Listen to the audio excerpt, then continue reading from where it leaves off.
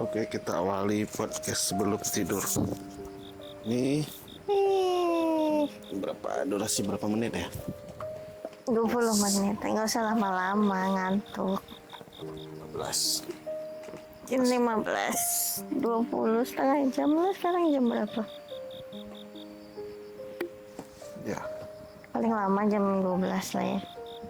12 ya. Kadang kata orang kan pillow talk itu tuh menarik tau gitu. Hmm.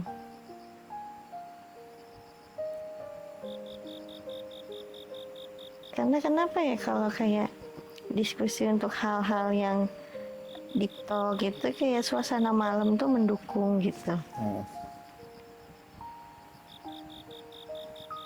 Kayak kalau malam-malam tuh vibes-nya tuh kayak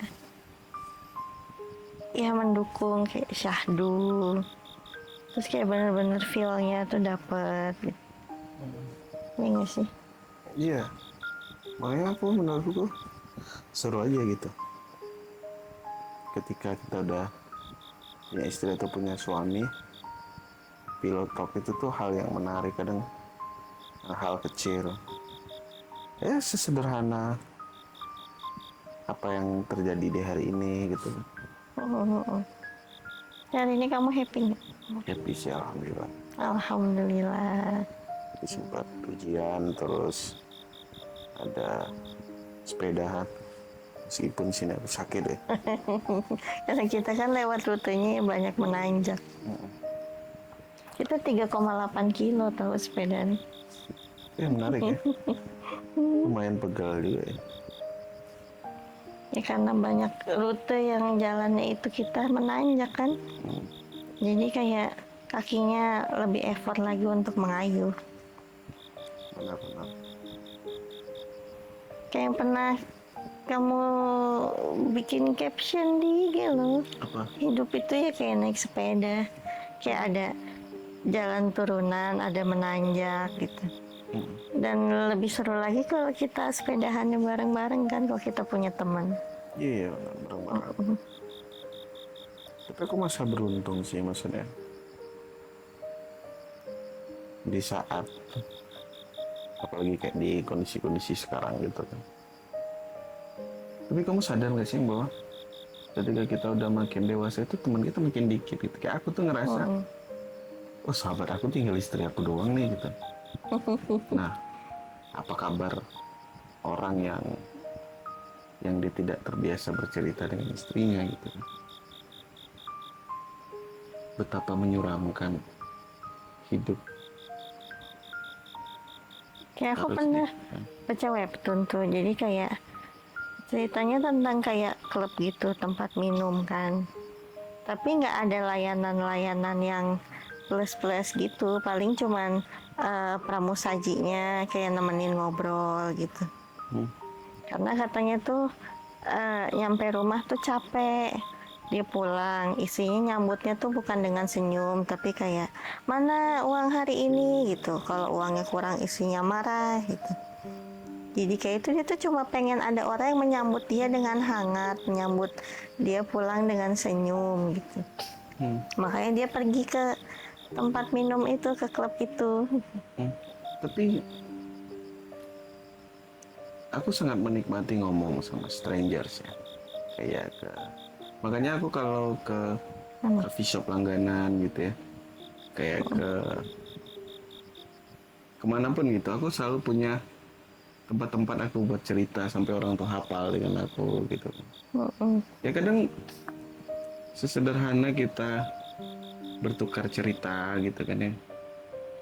Karena kalau stranger itu kayak mereka nggak punya ekspektasi apa-apa soal kita, nggak kenal kita gitu. Jadi kemungkinan untuk ngejudge-nya itu lebih kecil ya.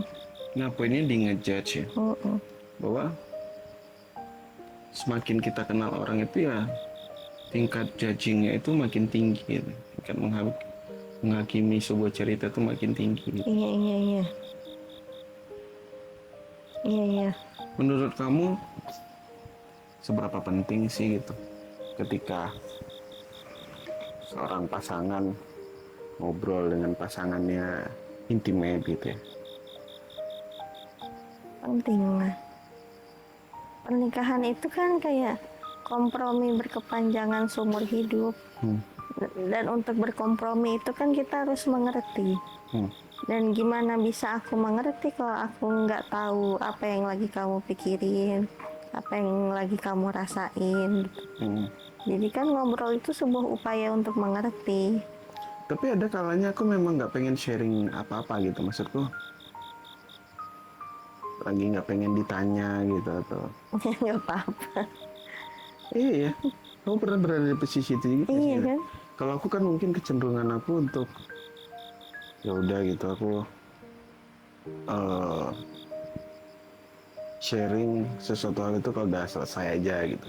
Atau memang kalau aku lagi buntu baru aku bertanya ke kamu gitu. Nggak apa-apa. Nggak semua harus disampaikan juga kan. Kayak dewasa itu, jadi dewasa itu juga tentang lebih bijaksana untuk menentukan apa yang harus dibicarakan, apa yang baiknya dipendam dulu sendiri gitu. Bukan bermaksud untuk menyembunyikan ya, cuman ya ada hal-hal yang harus kita selesaikan sendiri dulu gitu. Kayak kata kamu, nanti ketika kita udah selesai dengan itu atau ketika mentok baru kita sharing gitu. Iya. Bukannya niat untuk menyembunyikan, cuman ya kita juga butuh mengobrol dengan diri sendiri kan. Jadi itu Kalau kamu sering nggak sih ngobrol sama diri kamu sendiri? mungkin caranya aja beda kali ya. Kalau kamu kan kayak kadang kamu punya alter ego gitu, kayak dua alter ego kamu tuh ngobrol gitu.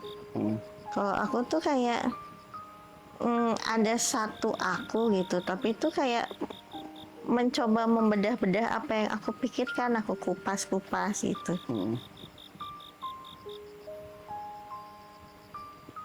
Ya kadang aku bisa jadi sisi diri aku yang bijak.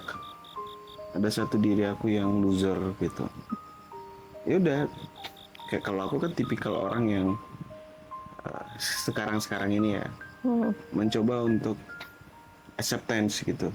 Semua apa yang terjadi di hidup aku itu aku acceptance dulu gitu. Nah, tapi aku selalu ngebatasin diri aku itu untuk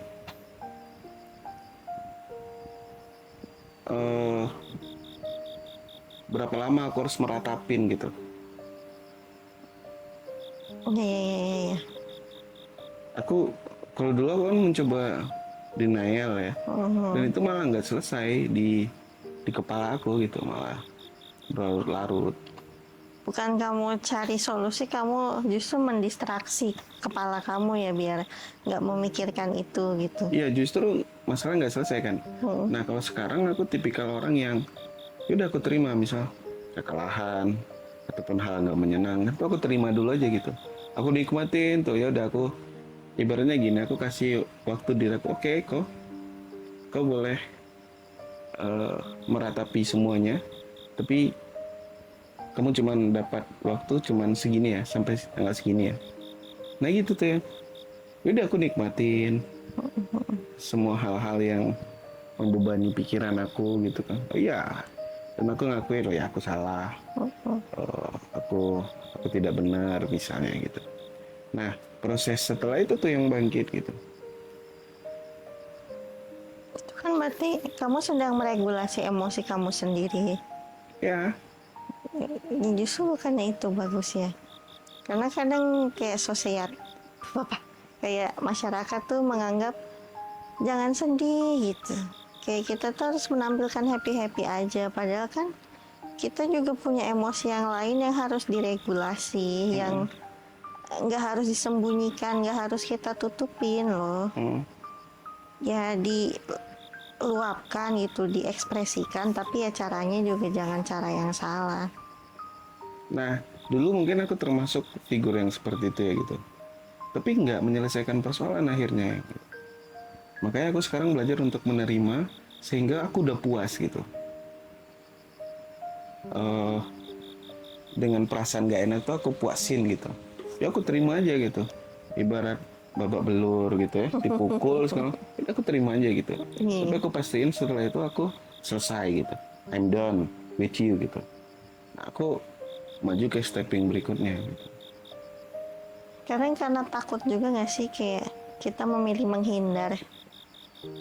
Kayak kita mencari distraksi diri untuk nggak memikirkan itu tuh karena kita takut juga buat ngadepinnya.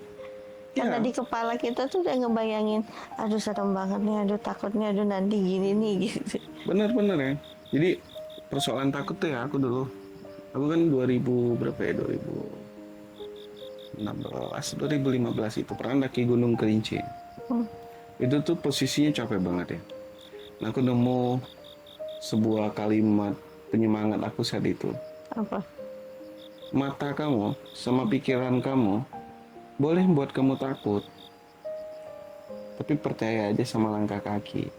Oh iya iya iya. Iya. Karena percayakan aja sama langkah kaki itu akan naik aku ke atas gitu. Dan terbukti aku percayakan aja dengan aku terus ngelangkah aja dengan perasaan takut, tinggi, aku takut ketinggian gitu kan. Hmm, Yang ya udah ternyata aku sampai di puncaknya gitu. iya. Sesuatu hal yang ya itu yang aku coba hari ini gitu. Yang aku coba praktekkan gitu. Iya mata sama pikiran kita tuh suka ngasih Ketakutan, ketakutan duluan. cuman untuk mata kaki nggak bisa ngelihat gitu kan. Iya, Jadi dia cuma jalan aja gitu. dia cuma tahu melangkah aja jalan terus. Ya melangkah aja udah gitu.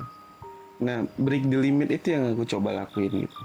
Nah, kalau dulu mungkin kan aku selalu ya itu menghindar, takut gitu kan. Nah, aku kemarin ketika kita ngobrol kemarin kan bahwa aku coba melatih diri aku untuk apa yang takut di pikiran aku mau coba challenging jadi logika terbalik gitu. Oh ya, misalnya diri aku alter aku yang satu bilang wah nih kamu nggak bisa nih, nggak bisa atau gimana gitu kan. Nah, alter aku satu lagi aku latih untuk oke, ayo kita coba buktiin. Kalau memang betul yang terjadi yang dibilang alter aku ini ya udah setidaknya aku udah Udah, tahu gitu. mm-mm. Tapi eh alter aku yang satu lagi pengen ngebuktiin gitu bahwa tesis yang disampaikan alter A ini itu Nggak benar kok. nggak benar gitu. Berapa banyak kan pasangan yang akhirnya takut gitu atau orang-orang yang takut gitu. Iya, Nah, maksudku balik kita ke topik awal kan, ke pillow talk gitu. Menurutku ya kita sebagai pasangan tuh punya sisi takut sendiri-sendiri gitu ya. iya. Ya yang aku takut kayak kemarin aku ceritakan ya aku takut nih ke depan kayak gimana dan segala macam. Tapi kamu supporting aku gitu. Kenapa sih kamu? Apakah kamu juga nggak takut atau gimana sih yang gitu? Bukan takut sih, daripada takut aku lebih ke menikmati hari ini aja. Setidaknya hari ini kita masih punya satu sama lain, kita masih bisa makan enak, Mm-mm. kita masih punya atap. Kalau masalah besok hari ke depan kan bisa kita upayakan. Mm-mm. Aku nggak mau aja kayak terlalu mencemaskan nanti gimana, jadi hari ini nggak aku nikmatin. Nah, tuh aku tipikal orang kayak gitu tuh. Ya kamu tau lah aku ambisius apa sih orang itu. Mm-mm. Ketika aku dapat achieve satu hal, ya aku nggak menikmati achievement aku itu dulu, tapi aku what next Iya, gitu. apalagi nih gitu. Gitu. Nah aku nggak mau ini seperti itu. Aku pengen, karena yang kita punya cuman hari ini kan. Mm-mm. Kemarin udah lewat, besok belum datang. Jadi yang kita punya cuma hari ini. Jadi ya aku ingin menikmati hari ini. Urusan besok itu biar aku besok aja yang mikirin. Kalau aku nggak bisa tuh ya. Aku orangnya yang ya pada akhirnya kan ilmu pasrah aku lah gitu ya. Aku kan orang ketika aku mentok ya udah aku kembaliin ke Allah gitu. Ya udah aku pasrahin gitu. Nah ilmu tuh aku dapetin baru-baru ini aja gitu bahwa ketika kita nggak ngoyo, ya kita kan selalu mikirin plan A, plan B, plan C sampai plan Z gitu kan. Hmm. Bingung sendiri ya. Dan pada akhirnya aku mencoba untuk ini agak sisi ke spiritual sih makin tua tuh aku oh ya gitu. Jadi aku pasrahin aja sama Allah. Gitu. Iya. Nah itu yang menurunkan ketakutan, intensitas ketakutan aku beberapa hari ini gitu. Oh ya udah, aku nggak bisa nyelesain persoalan aku gitu. Persoalan aku cuma bisa diselesaikan sama Allah gitu. Tuh hidup juga komedi kan. Dan hidup selalu maju tau ya. Hidup itu komedi atau tragedi kan tergantung sudut pandang kitanya juga. Iya dulu sesuatu hal tuh kita, aduh aku susah dan segala macam gitu. Ternyata udah terlewatin sama kita, oh ya apaan sih gitu. Iya, iya. Kayak kamu pernah nggak sih dulu tuh kayak punya pengalaman apa yang pas dijalanin tuh kayak sial banget, tapi hari ini tuh kita ceritain sambil ketawa gitu. Iya. Dulu kocak banget kita begini gitu. Ya ternyata nggak seserem yang kita bayangin saat itu gitu. Kayak dulu pas kita jalan kaki panas-panas gitu buat nyari perinan gitu, aku inget banget dulu pas ngerjain tugas akhir sama April tuh Ah, ada angkot lewat gitu kan, kita mau naik tapi abangnya nggak berhenti, malah dadah-dadah aja gitu. Itu kan pas kita jalanin isi anjoy kesel banget si abangnya gitu. Iya. Cuman hari ini kita ingat lagi, ya kita ngingetnya sambil ketawa gitu. persoalan sepele padahal saat itu gitu. Iya. Tapi saat itu tuh kita anggapnya ini persoalan serius gitu ya. Iya. Dulu kita menganggapnya tragedi, hari ini kita kenal oh, ternyata komedi. Iya, lucu sih. Ya gitulah. Waktu. Oke tidur yuk. Udah ngantuk juga nih. Oke. Oke.